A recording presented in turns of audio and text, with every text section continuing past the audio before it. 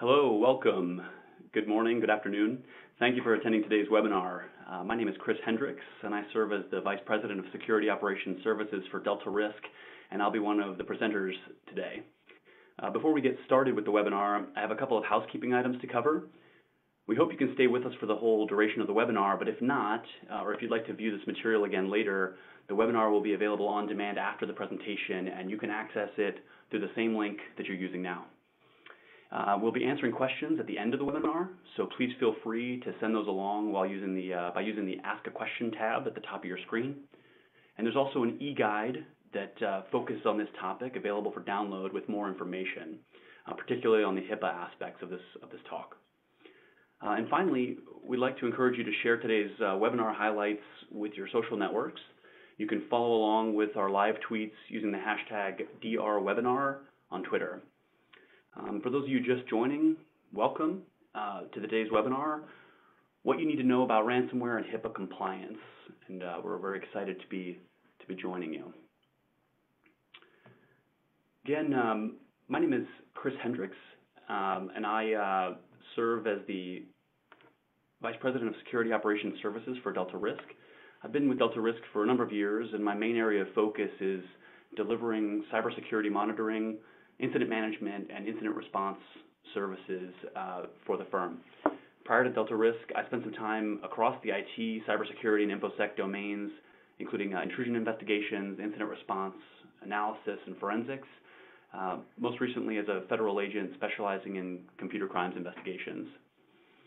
I'd like to introduce my co-presenter for today's discussion, Mr. Garrett Gross, Director of Field Enablement with AlienVault. Thanks for joining me, Garrett. I'll let you introduce yourself. Hey, Chris. Thanks so much. Yeah, my name is Garrett Gross. I run a team called Field Enablement here at AlienVault, and we serve as a kind of a technical catch-all for our partners in the community. Prior to my career in security, I was actually probably Delta Risk's target customer. I was an IT, sysadmin, but I had 12 other hats that I had to hold, and kind of helps me fine-tune how I evangelize out to the community. Thank you, Garrett. Glad you could join me, and let's get right to today's topic. So the agenda that we're going to use for today, we're going to cover the ransomware threat. This is a pretty commonly discussed and popular topic these days. We're going to give an overview of the tools kind of involved, what that threat actually is, the frequency, how often it happens, and the impact that it has to the people that it hits, both regulatory and financial. We're also going to discuss how we might mitigate that threat, right? This is the actual meat of the talk. This is what we really want to convey to our listeners, is how we can move through the incident response lifecycle from prevention all the way through recovery using good technology, solid people, and sound processes across that lifecycle to really mitigate the damage here and minimize the cost for the people who may face this threat. We'll spend a moment to talk about our two companies, Delta Risk and AlienVault, and then again, we'll be happy to take your questions on the topic as we conclude the webinar. So without further ado, let's talk about the ransomware threat itself, what this thing is.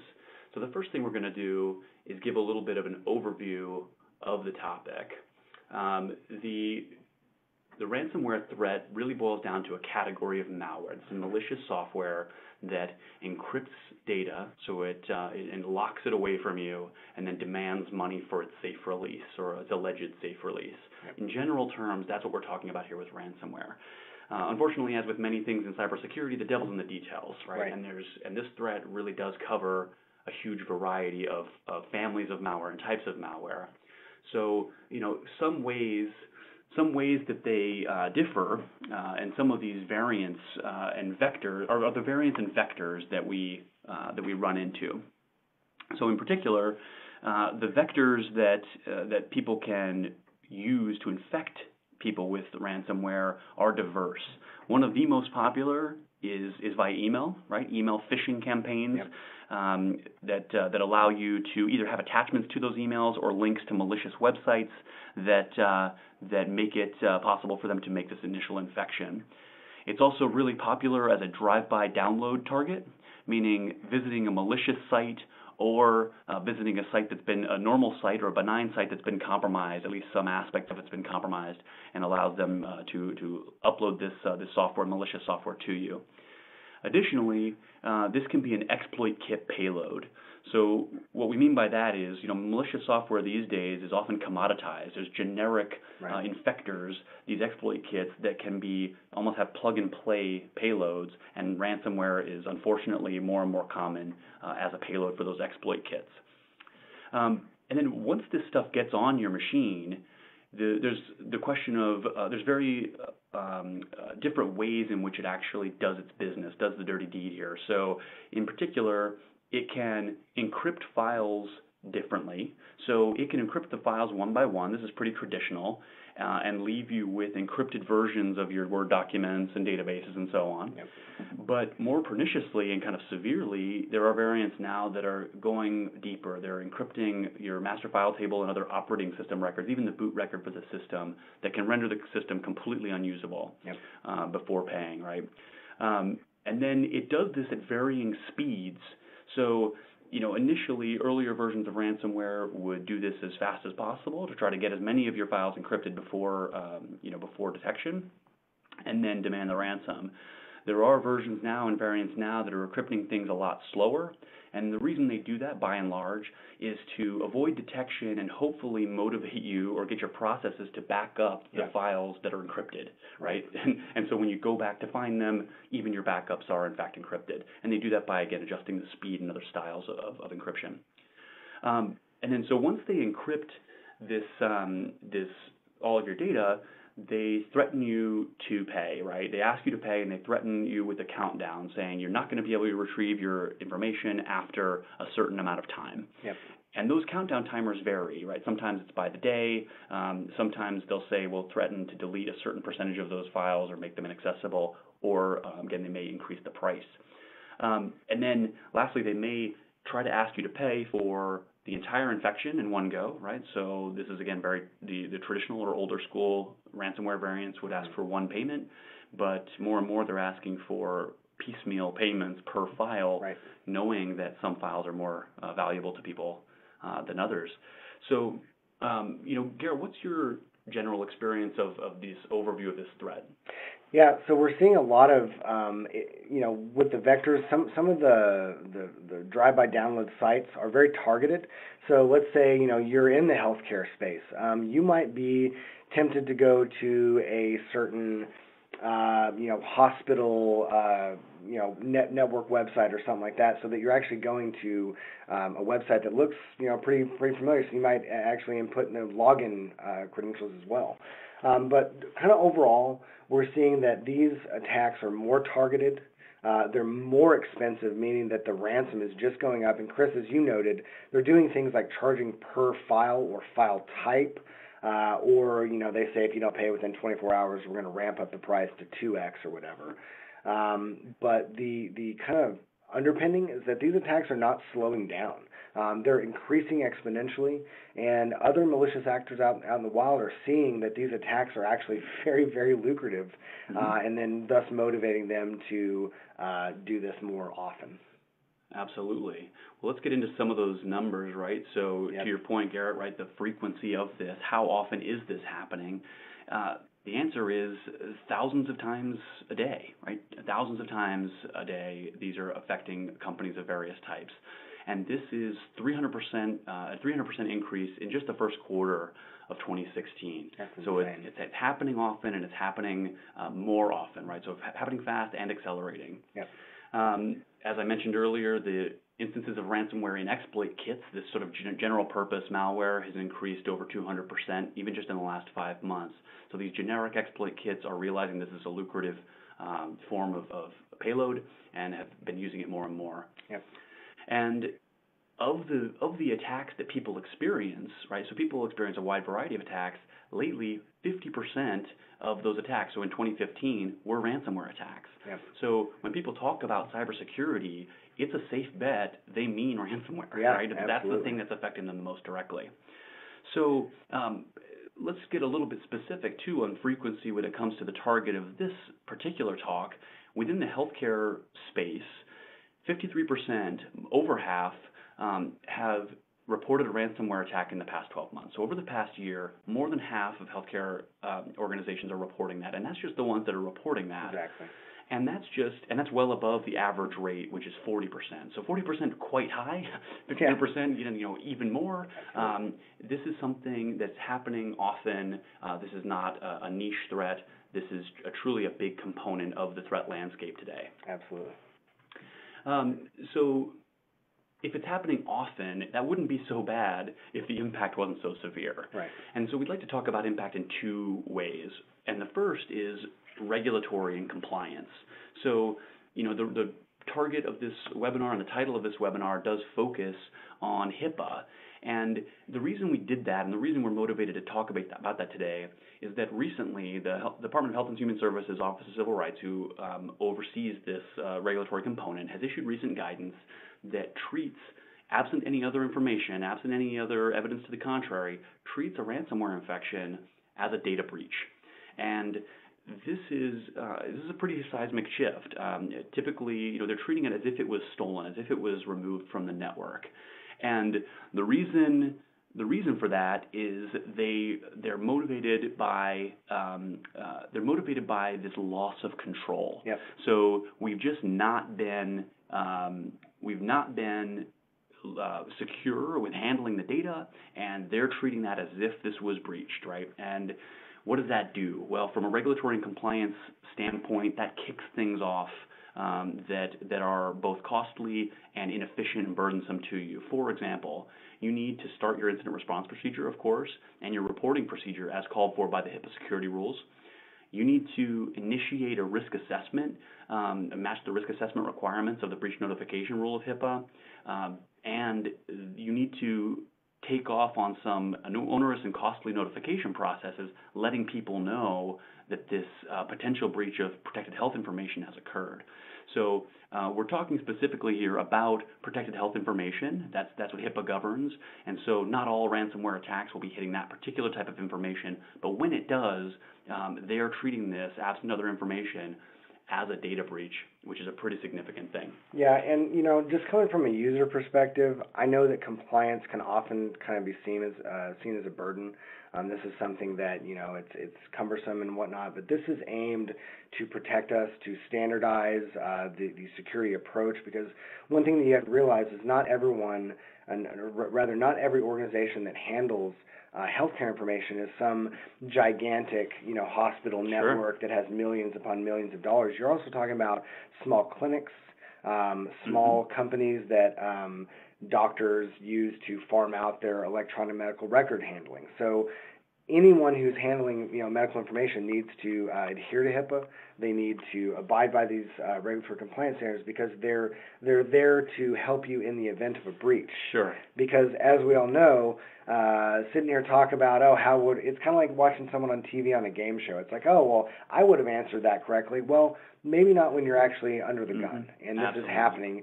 Your mindset is going to be completely different from that. So just kind of drive that home. This is a great way to prepare yourself in the event that something happens, especially when ransomware is being treated like a breach. Right. We are certainly talking about this as a cost, but you bring up a great point, Garrett, which is that these rules exist for a reason, and if it was my health information, right, treating this seriously is not a bad thing. So absolutely in favor of that. We're just looking to prepare people and let people know that change has been made. Yep.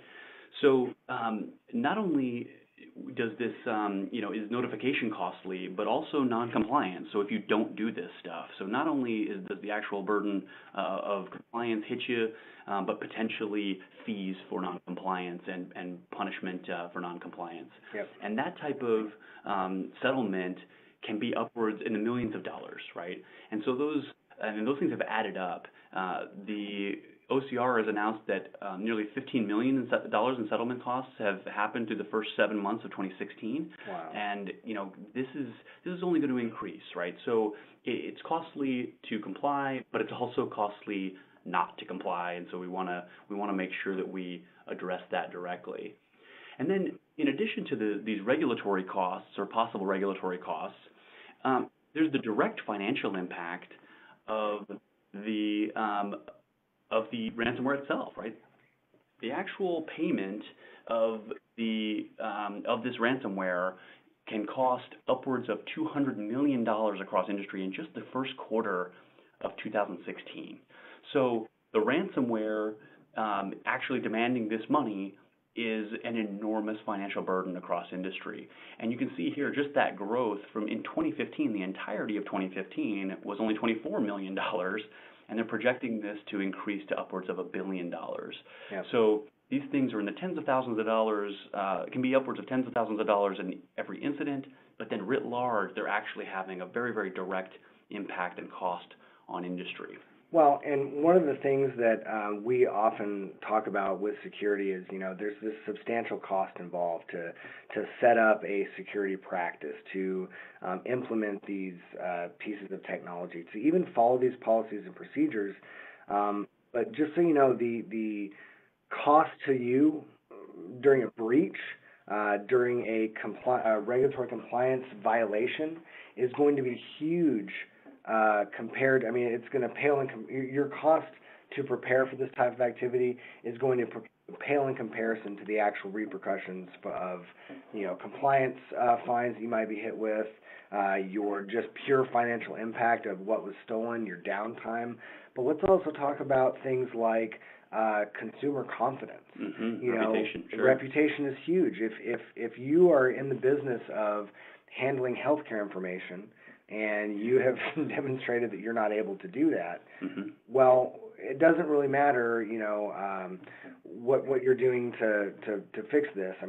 Oftentimes your perception can be already be damaged. Yeah, absolutely. Already be damaged. Well, so let's get to that, right? So if that's now that we've sort of sufficiently motivated the crowd, hopefully, for the seriousness of the threat, we do want to get to what we can do about it, which we believe very much there are ways to walk through this entire incident response lifecycle from prep to recovery and show how good tech, like the AlienVault suite, as well as solid processes and people can help you minimize that damage and that possible damage to reputation and cost and get back to business, which, for a lot of these companies that we're talking about here is provision of healthcare services, which, is a very noble goal, and we want to make sure that people are effective in getting back to that.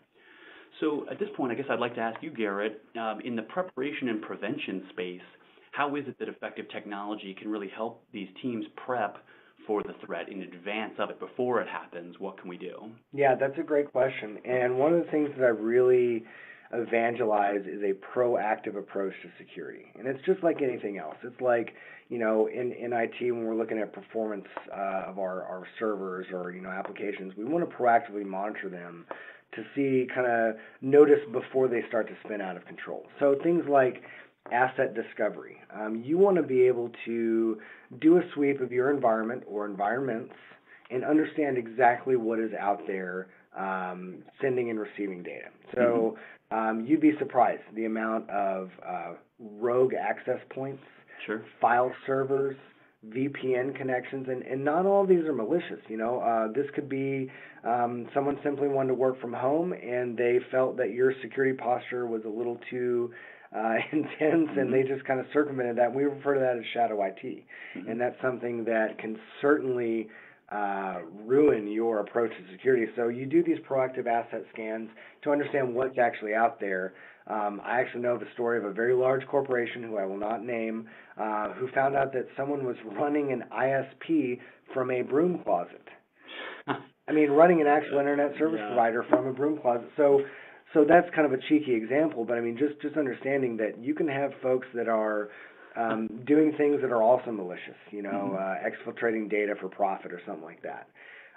Closely associated with that is identifying vulnerabilities in your environment. This is very, very key to stopping attacks, especially ones that we know about. And what's crazy is things like even SQL injection, something that really just requires a little bit of know-how on how your web form relates to your database.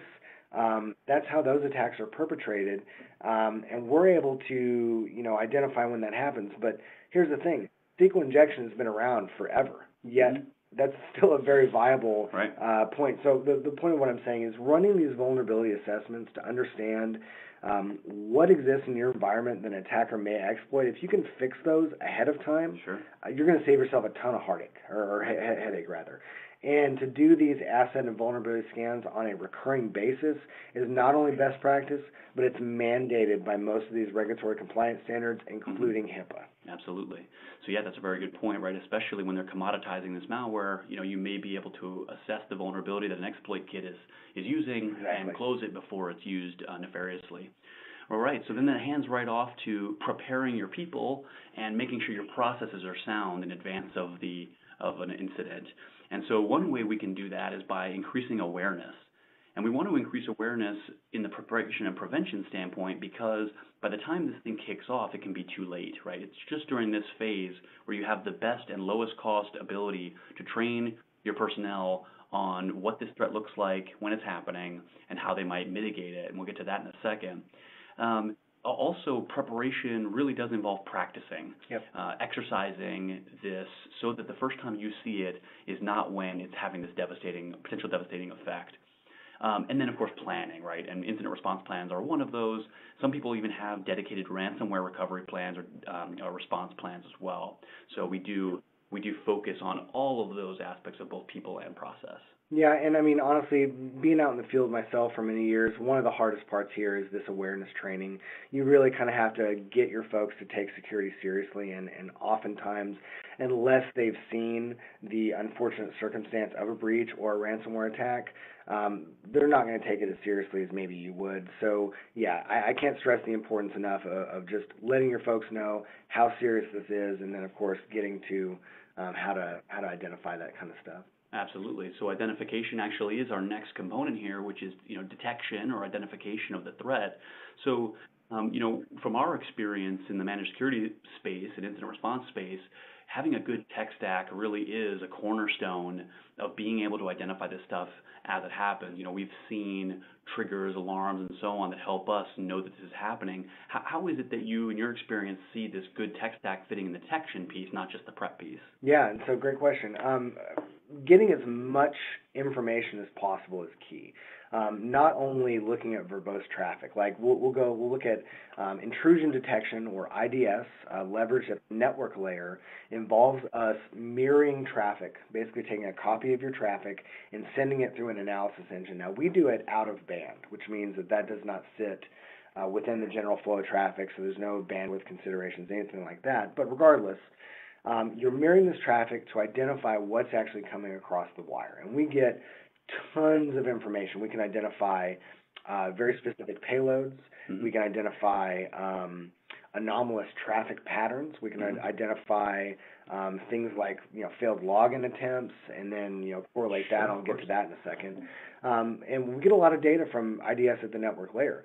But we also leverage IDS at the host layer, and this involves looking at things like operating system performance, getting a little bit deeper into nuances of what the operating system is telling you. We can actually do some really cool things with Windows events, and we pull that directly from the event viewer on Windows boxes to identify stuff like that. But actually, topically, one of the cool things that we can get from host IDS is file integrity monitoring. And what this does, just to not get too much in the weeds, but ransomware, what it's actually doing is it's querying your file system, identifying what's what, and then starts to make shadow copies of these files. Basically, dummy copies of these files that are completely encrypted and unable to view. But you'll notice that these files are having changes made to them if you're looking closely enough. So again, file integrity monitoring, or FIM as we kind of refer to it, is a great kind of early warning sign or canary in the coal mine, to where if you start to see that this activity is happening, you can usually stop this and then maybe salvage, a little bit of that box. So especially when we talk about ransomware or malware that spreads, pivots from one point to another, stopping this at the exterior before it gets too deep into the environment is key. Definitely. When we look at behavioral monitoring, this is another piece of detection.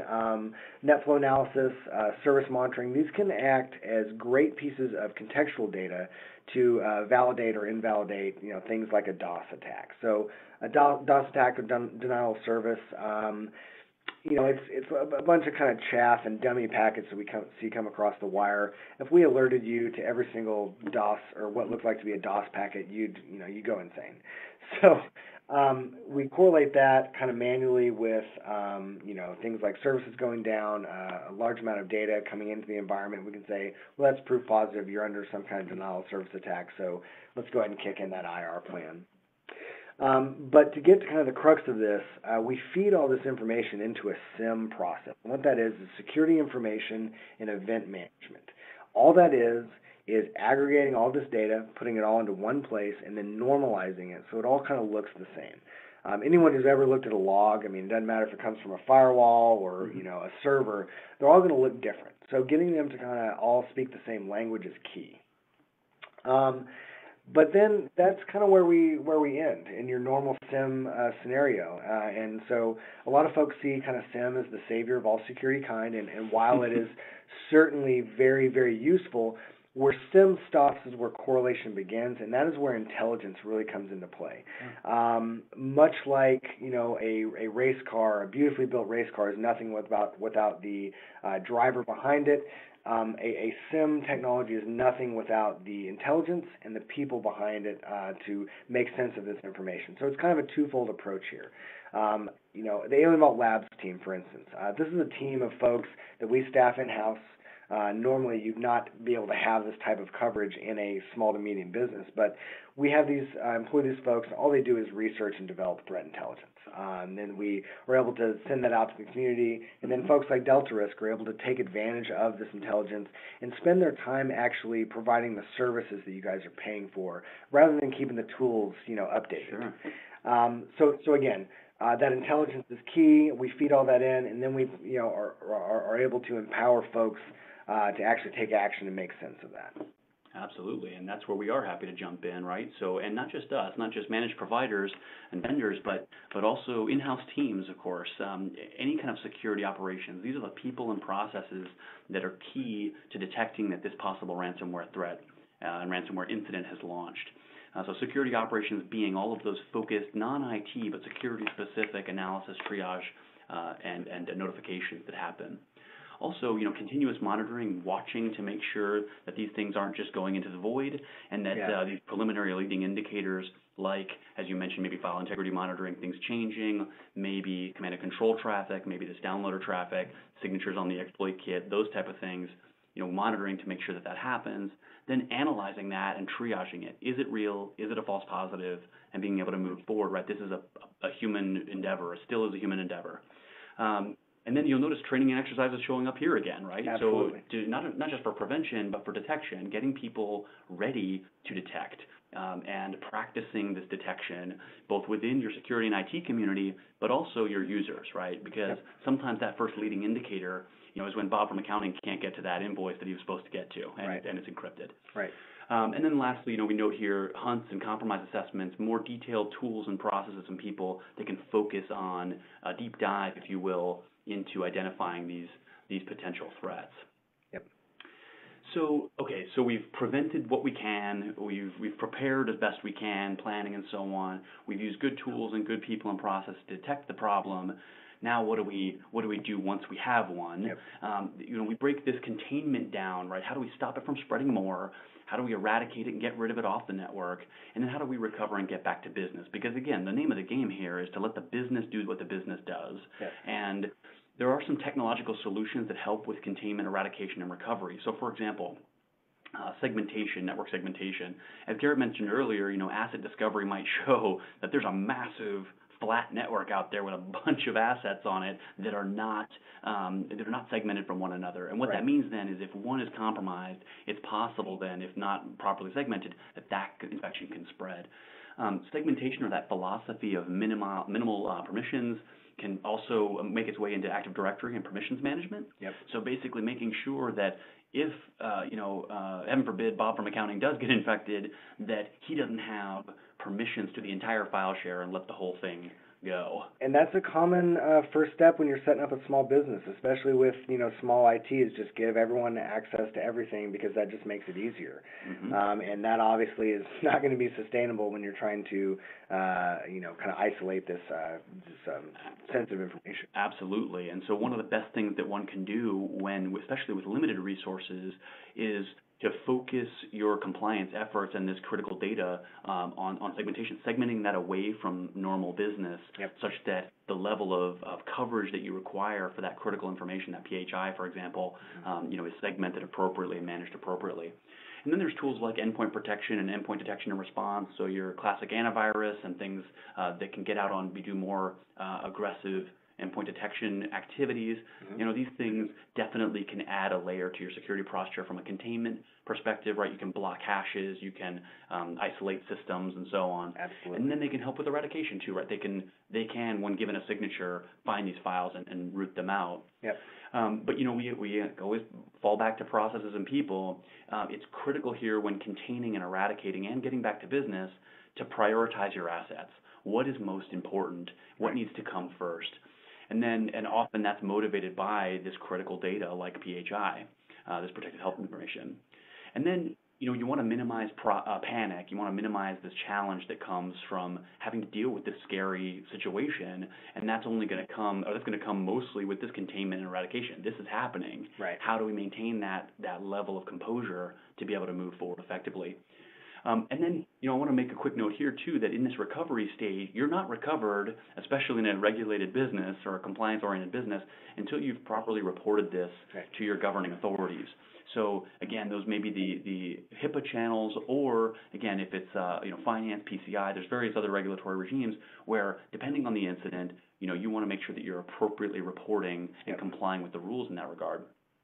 And throughout this, whether it's technology, people, or process, at every stage, we really advocate involving the asset owners, that the people who use this technology and use these assets to do the business, to do the work. So especially in healthcare, for example, involving the people who are providing care and need this information to be effective at their jobs, needing to be involved in the containment to make sure that their stuff is protected, to eradicate, to get that stuff back up at the appropriate priority, and of course recover and get back to business as fast as they possibly can. And one way that they can do that, especially if companies have this, for things like they can involve corporate business recovery, business continuity, and disaster recovery teams. So this can really feel like a disaster. I mean, it really can feel like a disaster. In some cases, should be treated like one. And by involving this whole of business plan and whole of business teams, you can tie in other stakeholders like your C-suite, front office folks, legal, to help you with compliance notifications and so on, and to determine your exposure. HR, if there's personal information, again, they may have requirements for that and access to that data. And then, of course, finance, for a number of different reasons, they're dealing, they're at risk, but they're also going to maybe be involved, in some of the costs here. Well, and what's interesting is, I come from a time when security, you get breached, you didn't say anything about it. You just kind of kept it to yourself. Either you were, ashamed, or you didn't want to potentially tarnish your company's reputation. But what we're seeing today, and what's really been proven effective, is this notion of, sharing is caring, and letting everyone know that this has happened. This allows you to share nuances about these attacks, to say, hey, if you've seen this type of activity, this might be this very particular threat actor, and this might involve this. So much like what we see in our open threat exchange, where we're publishing details on these attacks and then letting folks know, if you see this, this might be indicative of some type of attack. Same thing here, letting other folks in the industry know across verticals, hey, we're seeing this type of activity, this happened, this might be the potential ramifications, and even just internal to the company, like you were saying, Chris, involving all the stakeholders, involving all these folks that can possibly help you out in the event of this breach. It's best to get the word out and just, let everyone know this happened, and hey, let's start chipping away at this mountain. Absolutely, because it will affect them in one way or the other. Oh, absolutely. So I want to make sure that we address one particular really common question. So this is a recovery question that gets asked a lot, and I think it's just worth mentioning here, right? So in recovery or eradication, there is always the question of whether or not the affected or infected person should pay, right? Yeah. Should the firm pay? Should they pay up and try to get their data back? I'm going to start with kind of the authority line here. The FBI says no, right? Their recent guidance, Right. They once said maybe, so we'll stick with their most recent information, but and they do that for some solid reasons, right? You know, by paying this, you can increase your own risk.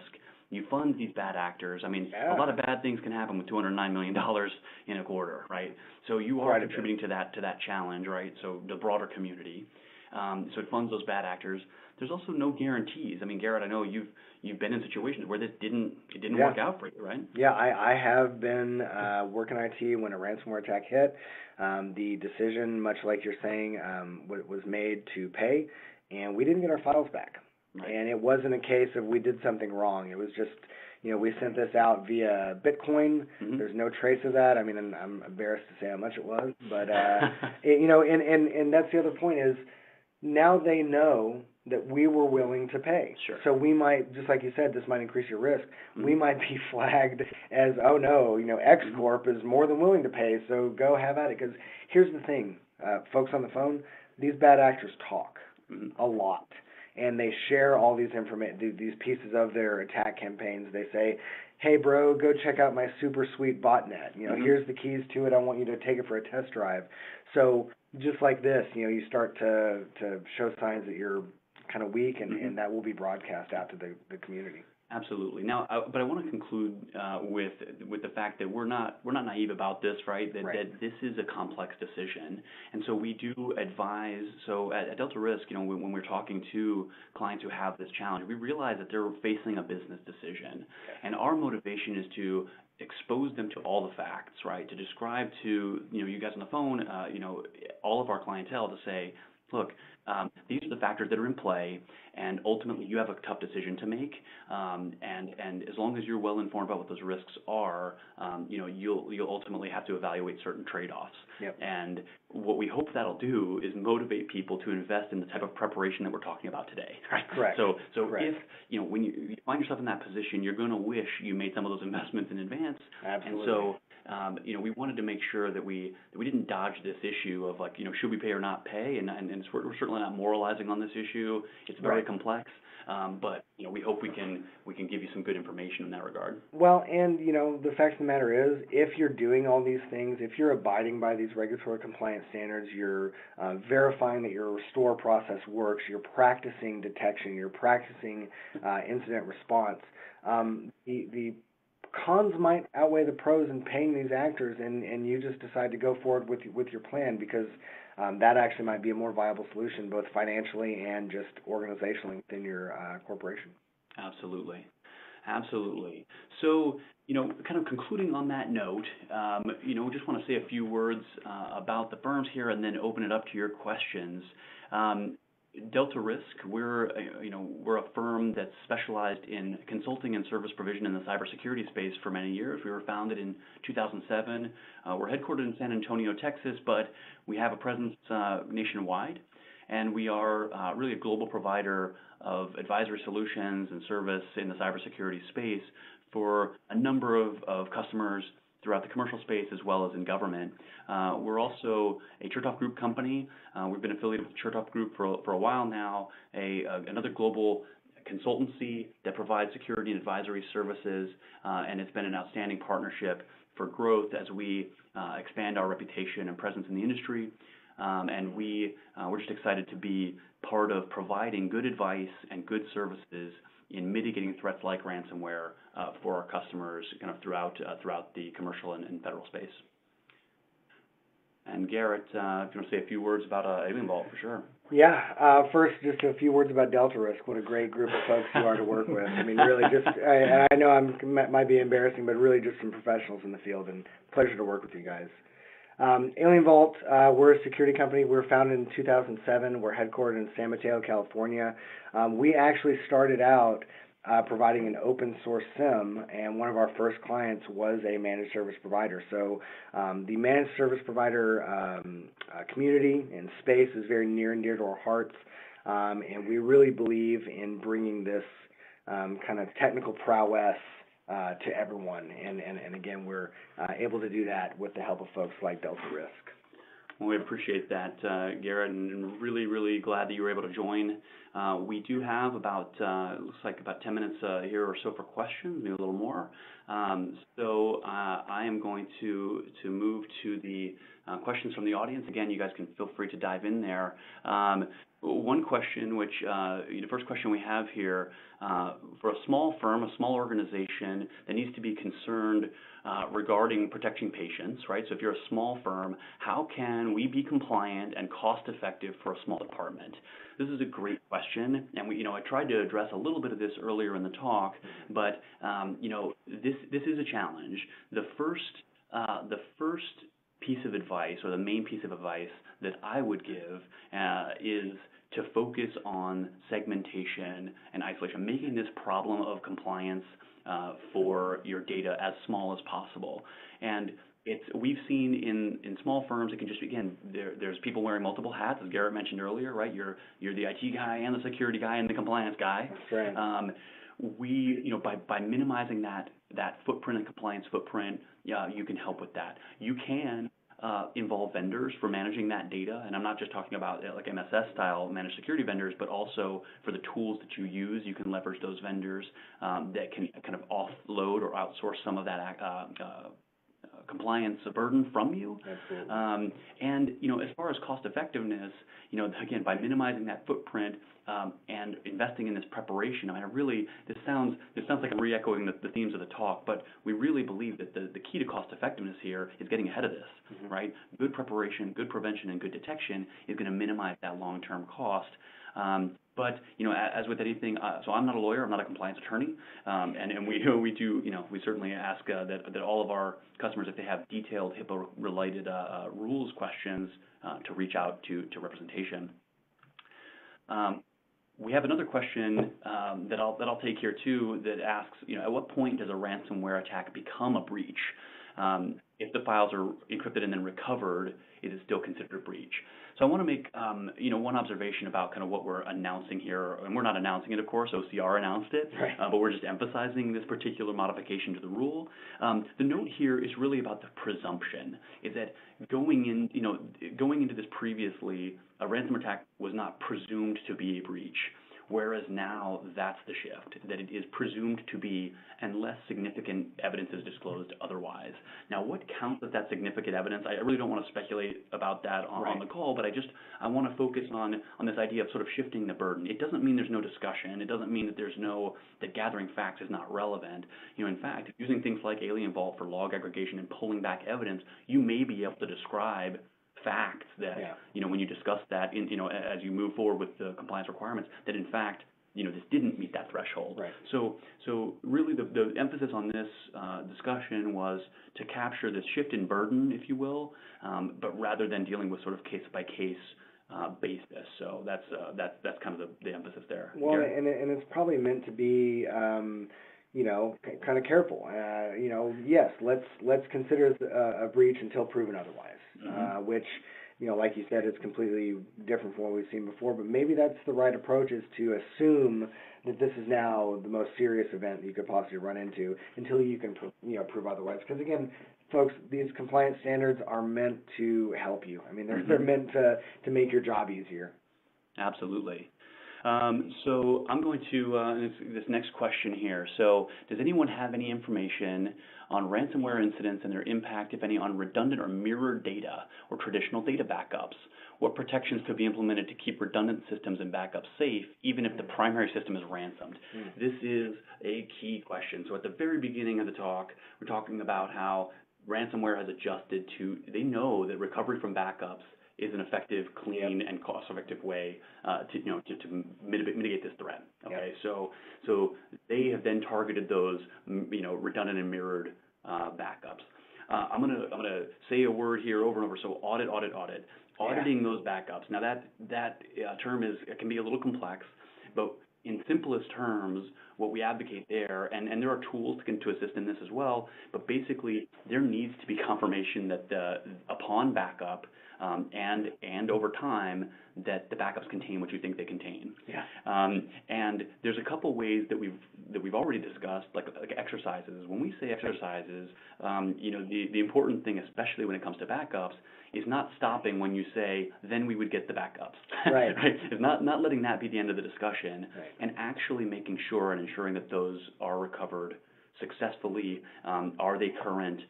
Do they contain this backup? Is the backup data in fact compromised or in fact encrypted? Do a soup to nut simulation of this entire process and verify it the whole way. Yeah, absolutely. And that is costly, burdensome, and it can be kind of overwhelming, but auditing that, the quality of that data, especially, now I want to make another kind of particularly HIPAA-focused thing here. What we're talking about with these type of breaches is PHI.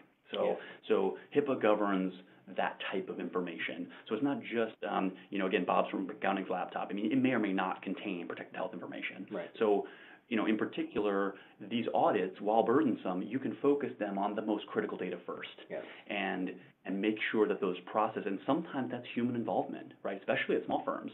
That's when you run the backup, that may be something that you can check on a daily basis, on a spot check basis. Yep. You can script some of this, those type of things. But the key word there is you need to audit your backups and you need to exercise your backups. Mm-hmm. Yeah, absolutely. Great. So I have one more question that I want to get to here, which is, it's kind of related to this, which is, is there any way, short of backup recovery, that you can get your stuff back? Yeah, Chris, I'm sure you have a better answer for this, but I would say that through conventional means, no. I mean, really, it's maybe 10 or 15 years ago when we started to see, some of the early ransomware. If you had a friend who worked at a university and had access to a supercomputer, you might be able to crunch some of those lower bit depth encryption schemas. Now that they're using 2048 as a standard, 4096 in some cases, you'd be hard-pressed unless you had access to some of the alphabet organizations out there to actually decrypt these files. So I think that's probably the prudent answer, right, which is that the short answer is probably not. However, I'd be remiss, sometimes you can. Yes. There are some available decryptors that have been released by the authorities. So as they've busted certain ransomware rings, they've been able to release certain decrypting tools and so on. So you can, depending, you may get lucky. There are certain items that don't touch the volume shadow copy. So a Windows volume shadow copy, if it's enabled, there are ways to recover data that wasn't encrypted. But for many variants, recovery from backups your best bet. That's the move, that's the play. And we've had to see customers that have to rebuild it from scratch when they are not able to recover from backup. So it's a real threat, and these are some great questions about it. Garrett, do you have any other thoughts there? Yeah, I would just say, just kind of touch on one of the questions earlier about, how can we do this cost effective to a small organization? It would be in your best interest to build this cost in at the very front. Realize that this is a very real threat, and that like we've harped on throughout the talk, the cost to you at the end of this would be sometimes irrecoverable. There's a stat out there that 50% of companies in the SMB that are hit with an attack like this may have to shutter their doors within a year, whether that's financial impact, customer confidence or whatnot. So the cost associated with proactively defending against this or awareness, like I said, pales in comparison to that cost on the back end. Absolutely. Well, hey, so that's all the time we have today for this webinar. So please do look for our follow-up email with the link to the on-demand version of the event, so you can review any of the material that you missed or just go over it again if you'd like.